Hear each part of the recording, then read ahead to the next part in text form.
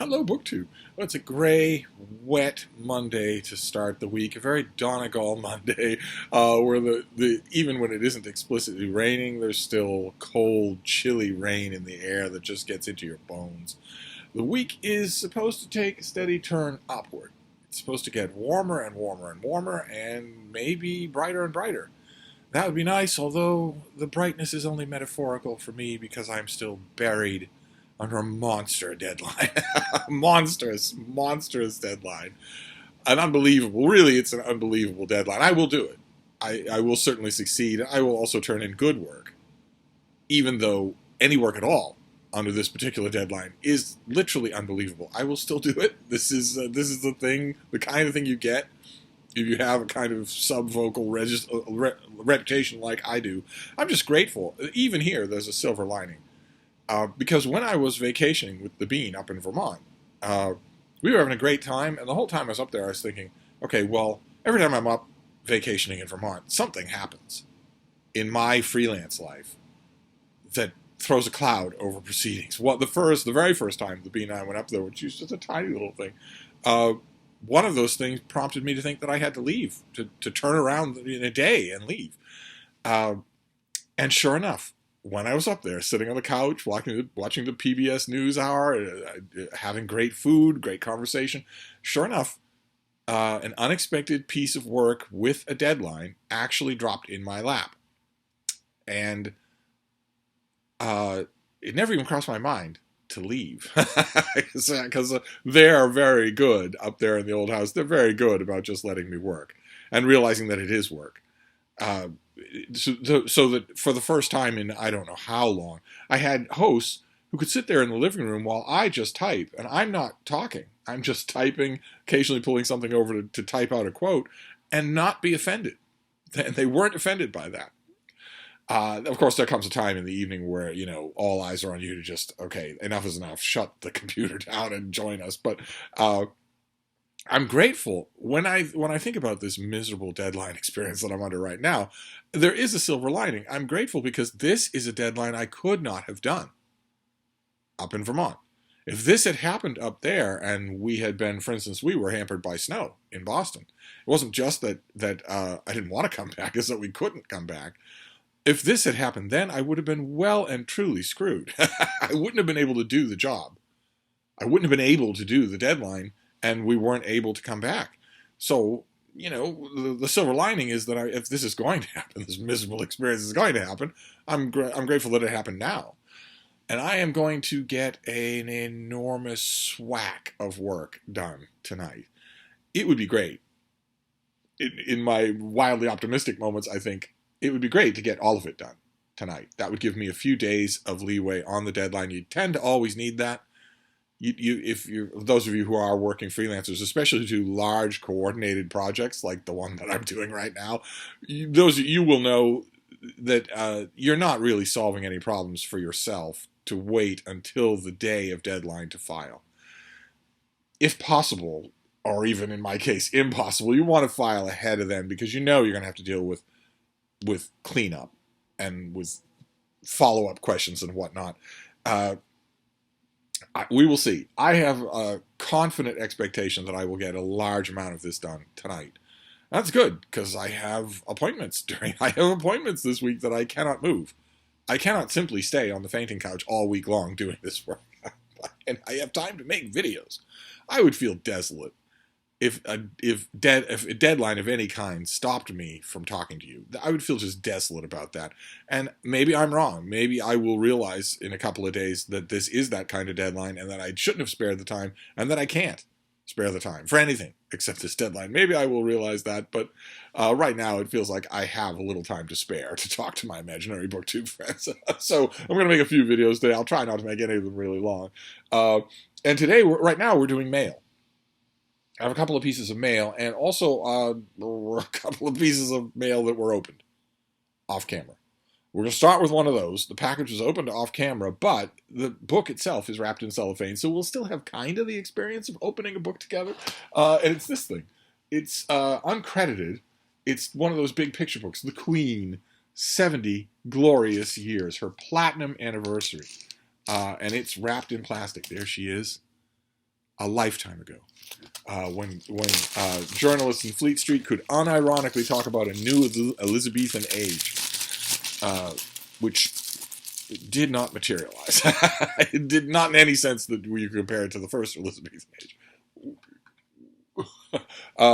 And this is, I haven't looked at this obviously because it's been wrapped in plastic, but I'm assuming that this is just a standard thing that will take you through the various portraits, the various highlights and lowlights and whatnot, the Annus Horribilis and whatnot. I'm assuming that's what this will be. The word being standard. So I don't have, there's no kind of sheet in here. There's no kind of publicity material. I don't imagine who put this together. Who actually did this? Official Platinum Jubilee souvenir. Is this made by the Palace? Is that why there's no... The Royal Collection Trust. Okay. I don't imagine they're expecting this to get reviewed at all. So when I say standard, that is what it is. It'll just be every picture that you've seen that you're familiar with. But I have a deep and abiding interest in the House of Windsor, even for trivialities like this. So, and a platinum anniversary, 70 years on the throne, doesn't come along very often in English history or any other history. It doesn't come along. That's superhuman. And then this next one is opened already, and it comes out in May. This is called Clash, Presidents and the Press in Times of Crisis by John Marshall. And this is not all presidents. This is, I believe, if I remember correctly, this is just a handful of presidents. John Adams, Abraham Lincoln, Woodrow Wilson, FDR, Nixon, Ronald Reagan, Bill Clinton, George W. Bush, Barack Obama, and 2 chapters on Donald Trump, who described the press, the free press guaranteed in the United States Constitution, as the enemy of the people, because they told the truth about him, because they didn't fawn on him. They were the enemy of the people. Oh God, look at the type on this thing. Oh my, right. This is from Potomac Books. Let's see if we can squint and read a little of this. Donald Trump's presidency was marked by angry attacks on journalists, an extraordinary ability to capture the media spotlight, a flood of disinformation from the White House, lies from the White House, and bitter partisanship reflected in the media. Okay, but Donald Trump didn't just angrily, verbally attack journalists. He also loudly and repeatedly encouraged his cult members to physically attack journalists. Trump's dysfunctional relationship with the press affected how the United States dealt with the crisis of COVID-19, climate change, social unrest due to systemic racism, and efforts to overturn the 2020 election. But Trump's troubled relation with the press didn't happen by chance. Trump's dysfunctional relationship with the press did not. It might have affected, but it was not the heart of any of the Trump administration's warped and weird responses to any of those things. Donald Trump was the source of those things, not his relationship with the press. This book explores the political, economic, social, and technological forces that have shaped the relationship between U.S. presidents and the press during times of crisis. In addition to Trump's presidency, the book examines those of John Adams, Abraham Lincoln, who shut down the free press, Woodrow Wilson, Franklin Roosevelt, Richard Nixon, Ronald Reagan, Bill Clinton, so a lot of Barack Obama, George W. Bush, so a lot of modern presidents. That's great. I love reading about the presidents in my own lifetime. I think it's fascinating. Every little bit like this is another brick in the wall of how historians are going to analyze these figures. And none of us are going to live long enough to see what shape that analysis will take. But I love watching every little bit as it happens. This is obviously a serious book, despite the equivocal cover copy. It's obviously a serious book. So it will have the 2 chapters on Donald Trump relentlessly lying about everything that he ever said or did. He is not 6'4". He is not 6'4". The official White House doctor swore under oath that Donald Trump, who is at most 6 feet tall, is 6'4".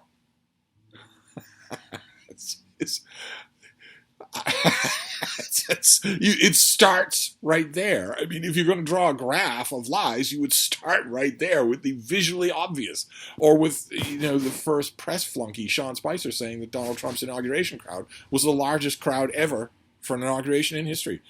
An immediately visually obvious falsehood. Anyway, the 2 chapters on Trump will be insufferable. They'll be tooth-grinding reading, but they are one more, sourced, slightly distanced attempt to assess Donald Trump historically. And any historical attempts to assess Barack Obama are welcome by me, absolutely welcome by me. I paid attention to every detail of those two terms in office. There's a new book that I don't have. I think it's called The Black President. It might be from Princeton or it's from a university press, I believe. Looks really promising. I'd like to get it. But anyway, that was opened off camera. I want to show you a few more that were opened off camera, and then we'll do a couple that are still in their packages. The next one was sent to me from the author, which is great. As I've mentioned on this channel many times, I don't know why more authors don't do this. Even if I don't review the book, even if I read it and don't like it, even if I never read it, if you send me your book, you are guaranteed of one thing, right? Which is that I'm going to hold it up in front of thousands of avid readers whose tastes wildly differ from my own, and read the description, talk about it a little, show it to them. That's not nothing. I don't know why more authors don't do that. This is a novel by Scott Spires. I hope it's Spires, not Spears. And it's Abandon All Hope. Kind of a nifty cover, don't you think? It would be different. That cover would be different if the young man on the phone didn't have a hand over his face. As it is, that plus the title gives a little premonition of doom. So let's see what we have here. Abandon All Hope is a comic novel of ideas that asks, how do you make your way in a world where stability is illusory, fraud and lies are ubiquitous, and happiness is always elusive? It sounds like he's been married to Deb. Should you be a realist or an idealist? And how's life working out for you anyway? In a story that invokes such 1990s classics as High Fidelity and Fight Club, the novel's 2 anti-heroes struggle against unsympathetic employers, uncomprehending relatives, meaningless jobs, romantic frustration, and social isolation, all while searching for a life of meaning and purpose, each in his own way. Oh, well, now see, that leads me to think that we should read. The author sent a totally customized little letter of his own in which he describes his work, and it does as good a complimentary job. Let me read you a bit of what he says about his book. Abandon All Hope is a workplace satire, a novel of ideas, and a Chicago suburban novel all in one.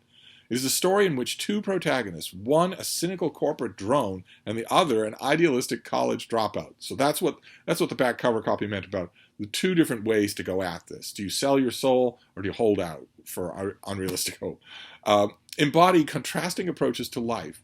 It is set in the Chicago area of the 1990s and has points in common with a number of other works dealing with that time period, such as Fight Club, which in parentheses he summarizes as the aimlessness of young men in modern society, and Nick Hornby's High Fidelity, and in parentheses, record collecting as a quest for meaning. So you're getting a sense of what of the elements are going to be involved here.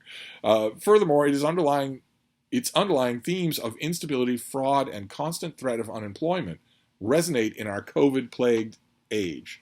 I would probably issue a tiny note of caution to the author. If you've written a novel in the 1990s, if you have to invoke COVID, then something's wrong with your novel. But I don't know. I am intrigued. I mean, I understand why he's doing it. It's canny in a way. Novelists especially. Oh, is this self-published? Octus Publishers? $22 paperback. It could be self-published or thereabouts. And they have to hustle like nobody's business. So they have to pull in every kind of possible relevance, and possible reader interest that they can imagine. But I think he does just fine with the basic actual premise of the novel, which is, 2 young men in 1990s Chicago grappling with the real world, grappling with the adult world. And it sounds like they grapple with that world in very different ways. I think for $22, you could do worse than to splurge on a novel by an author who I'm sure would love to know what you think about his book. Do I have a date on this? Do I have... The weird thing is, it's not a pub sheet; it's a letter. So I don't know if he included the date. Publicists never miss a mark, but this guy might not. No, okay. He tells me the word count. I'm a writer with extensive publication record comprising both fiction and nonfiction. My work has appeared in the Chicago Reader, New York Press, Satire, and Terrain.org, among other publications. And the story that appeared in Terrain.org in 2016 was called Everest and was a finalist for their contest, for their annual fiction contest. Okay, so this doesn't have a date on it. So I'm imagining that it's out already. I'm imagining that this is out already. So if you're interested, if it sounds like this is going to be, at the very least, men-centered fiction. I don't know that it'll be dude bro fiction. It does mention Fight Club, but maybe not. But it sounds like it's going to be, the struggles of aimless young men. If that's your cup of tea, there you go.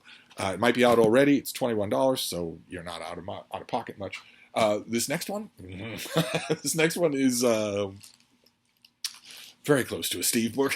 This is by Kevin Lego, and it is called The Emperors of Byzantium. Will you look at that? Will you look at that? Incredible. And this is, it's got tons, it's Thames and Hudson, so it's got tons and tons of inset color photos.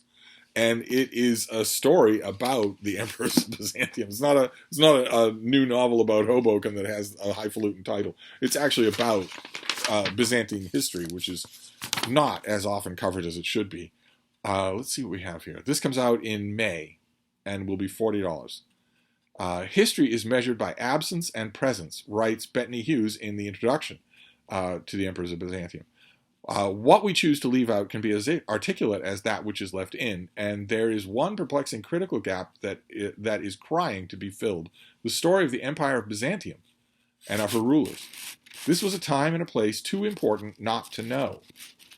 Byzantium was an ambitious, world-class power holding sway in the hotspots of human history for over 1,000 years. A comprehensive and vivid timeline of the rulers of this epic-shaking, game-changing force is long overdue. And that's what this is. This is Byzantine rulers. Based in the great city of Constantinople, the Byzantine Empire was one of the most successful states in the Middle Ages. As the continuation of the Roman Empire, it ruled over a vast terrain straddling Europe and Western Asia from the 4th to 15th century, yet its history remains largely unfamiliar. In this book, the author, who's a Byzantine expert, brings this majestic and turbulent period of life to life through the lives of its emperors, a role that encompassed being head of state, supreme military commander, and God's representative on earth. I can count on the fingers of one begloved hand how many books like this I have seen in the popular market. So I'm overjoyed that this one is out. It's May. It's not March. It's not April. So it would not be a pressing temptation for me anyway. But it's well off the radar now because I cannot indulge in dipping into this thing. And the gloves, of course, once again, are from Sarah, the bookish knitter, who, as her title would imply, knitted these for me. And they are wonderful. They are deep. They're long. They go well past the wrist. So that if you've got a sweatshirt that's misbehaving, as mine is doing, you're still going to be covered. And they're no fuss. There's a hole for the thumb, but there are no other holes. So that is just, they're no fuss at all. You can pull them right down off your fingers, or you can pull them right up over your fingers and still have access to the thumb there. They're not right-handed or left-handed. She I think, knew well enough to knit me a pair of gloves that were extremely useful and idiot-proof, because I would screw them up otherwise. I barely ever take them off. Okay, then the last two books that we're going to do that are opened are a pair. Believe it or not. The first one is a novel by Hugo Hamilton. I don't have a sheet on this thing, but I think it's a February release. And it's called The Pages. And it has a very unusual premise. An old copy of the novel Rebellion sits in Lena Knecht's tote bag, about to accompany her on a journey from New York to Berlin in search of a clue to the hand-drawn map on its last page. So her book, called Rebellion, has a map that's drawn in the last page, and she wants to understand what it is. It is a brilliantly captivating voice of this novel, the first edition nearly burned by Nazis in May of 1933, that is our narrator. I don't know if you caught that, but that means the novel is narrating the book. The book that Lena Knecht is researching is telling its own story. I don't know if, does that mean that the narrative will be in first person plural? But that would be a legitimate cause to put the narrative in first person plural. No, it's in first person singular. Okay, so the book is an I. I don't know how, if you didn't have the dust jacket, I wonder how long you'd go in the book before you realized that you were being told a story by a story. Fast-paced and tightly plotted, The Pages brings together a multitude of dazzling characters, real and invented, in a sweeping story of survival, chance, and the joys and struggles of love. At its center are Joseph Roth, an Austrian Jew author on the run, and his wife Friederike, who falls victim to mental illness as Europe descends into war. The vivid evocations of Germany under Nazism and today, with vivid evocations of those things, The Pages dramatically illuminates the connections between past and present as it looks at censorship, oppression, and violence. Here is a propulsive, inspiring tale of literature over 100 years, a novel for book lovers everywhere that will bring a fresh audience to this acclaimed writer. And the acclaimed writer is Joseph Roth, and the book is his 1924 novel, Rebellion. The book Rebellion is telling the story of what Lena Knecht has to do with that hand-drawn map. And the reason I say it's a pairing with the next one is because Everyman's Library decided to reissue Rebellion by Joseph Roth, probably to go along. These two are a pair. I doubt very much that you could get through this novel without very much wanting to read this one. This novel was written years and years before the Radetzky March. It was written before this author was known for that later masterpiece. I don't think I've ever read Rebellion by Joseph Roth. I don't think I ever have. I've read the Radetzky March many times. But I'm going to do myself a favor once I'm free to do so this weekend, but not before. This is Monday. In my week of hell. This is Monday. Once I'm free to do so, I'm going to read this thing first, so that it's fresh in my mind when I read this thing. But I wonder, I think that was a canny move, because anybody who reads this is going to want to read this. And I don't know that it was in print before Everyman's brought it back into print. Then we'll deal with the mail in packages, and then we'll be done. The first package is from Amazon. Now, I have a book order outstanding on Amazon.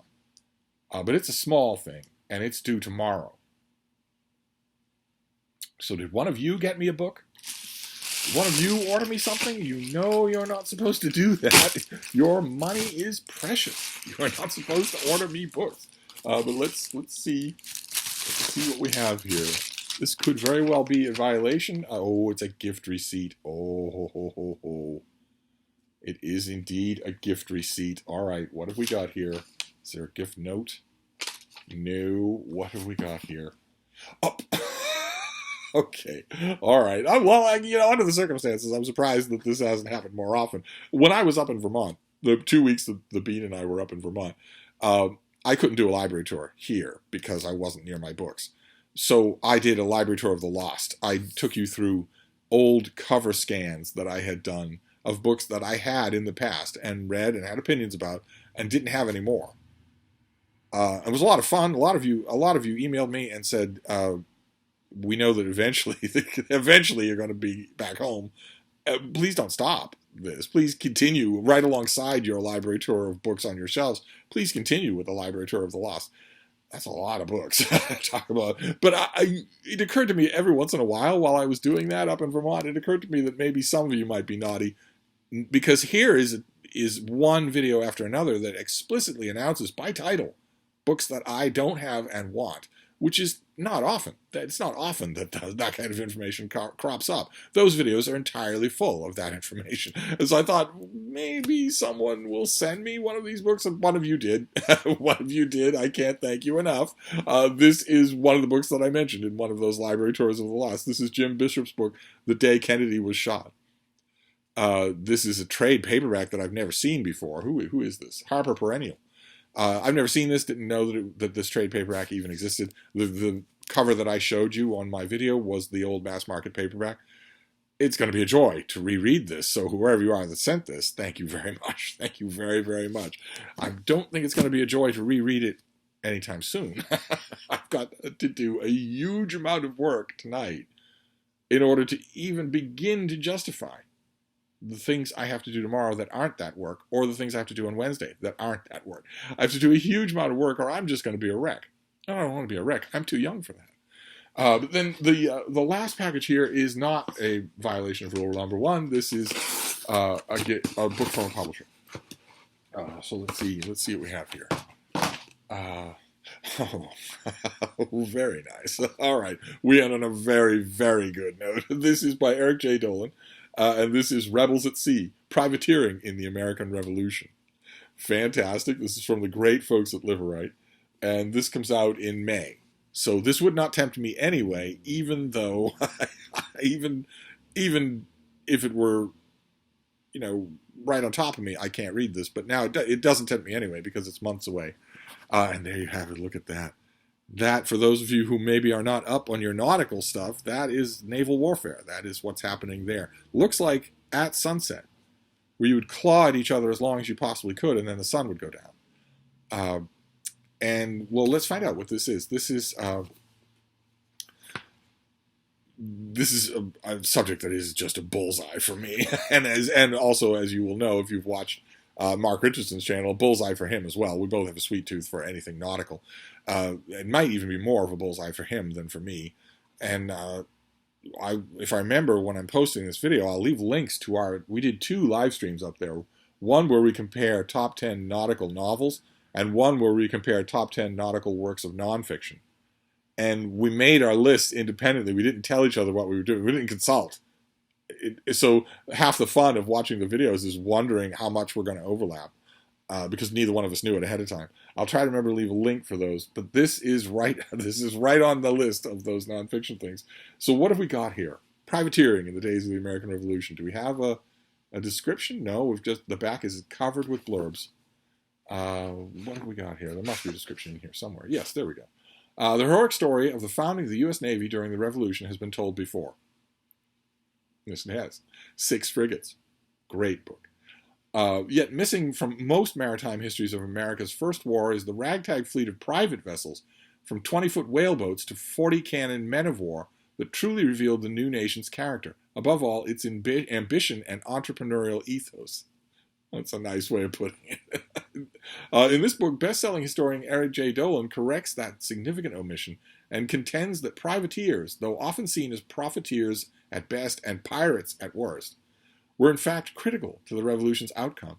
Armed with cannons, swivel guns, muskets, and pikes, as well as government documents granting them the right to seize enemy ships, thousands of privateers tormented the British on the broad Atlantic and in bays and harbors on both sides of the ocean. Abounding with tales of daring maneuvers and deadly encounters, this book presents the American Revolution as we have rarely seen it before. Absolute music to my ears. Absolute music to my ears. So I can't wait to get to it. I am going to wait to get to it, but it's just exactly in my sweet spot.